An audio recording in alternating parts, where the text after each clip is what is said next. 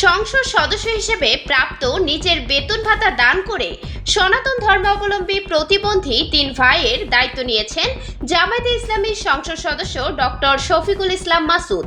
বৃহস্পতিবার সকালে নিজের ভেরিফাইড ফেসবুক পেজে এক ভিডিও বার্তায় জামায়াতের কেন্দ্রীয় নির্বাহী পরিষদ সদস্য ও ঢাকা মহানগরী দক্ষিণের সেক্রেটারি ডক্টর শফিকুল ইসলাম মাসুদ জানান, তার নির্বাচনী এলাকা পটুয়াখালী 2 ধুলিয়া ইউনিয়নের চাঁদকাঠি গ্রামের প্রতিবন্ধী 3 ভাই রিপন দাস, সাধু দাস ও নিধু দাসের পরিবারের জন্য আজই তার নিজের সংসদ সদস্য হিসেবে পাওয়া 1 মাসের বেতন ভাতা প্রদান করা হবে। পাশাপাশি তাদের বসতবাড়ি পুনর্নির্মাণ এবং নিয়মিত খাদ্য সামগ্রী সরবরাহের ব্যবস্থা করা হচ্ছে।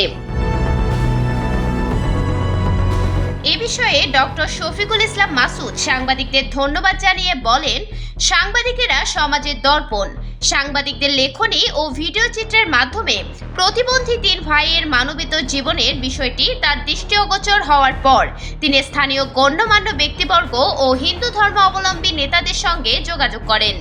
পরে তাৎক্ষণিকভাবে নিজের 1 মাসের বেতন ভাতার সমপরিমাণ অর্থ তাদের পরিবারের জন্য প্রদান করা হয়। পাশাপাশি তাদের বসতবাড়ি পুনর্নির্মাণ ও নিয়মিত খাওয়া দাওয়া চালিয়ে নেওয়ার ব্যবস্থা করা হচ্ছে। তিনি বলেন, খাদ্য, বস্ত্র, বাসস্থান, শিক্ষা ও চিকিৎসা সহ নাগরিকের সব মৌলিক অধিকার রাষ্ট্র নিশ্চিত করার বিধান থাকলেও স্বাধীনতার 55 বছর পরও অনেক ক্ষেত্রে তা বাস্তবায়িত হয়নি। তার মতে, স্বাধীন দেশে এখনও জাতীয়তাবাদের নামে ব্রিটিশ ও পাকিস্তানি আইনের ধারাবাহিকতা চলছে।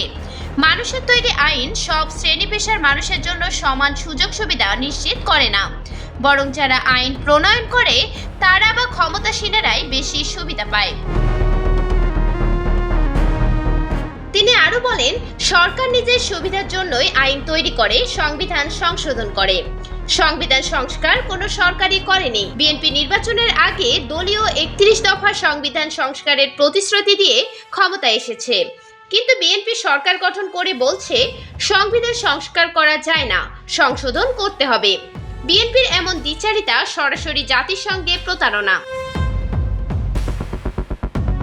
এ সময় জনগণের সঙ্গে প্রতারণা আর ধোঁকাবাজি না করে নিজেদের দেওয়া প্রতিশ্রুতি রক্ষায় সংবিধান সংস্কার পরিষদ গঠন করতে তিনি সরকারের প্রতি আহ্বান জানান।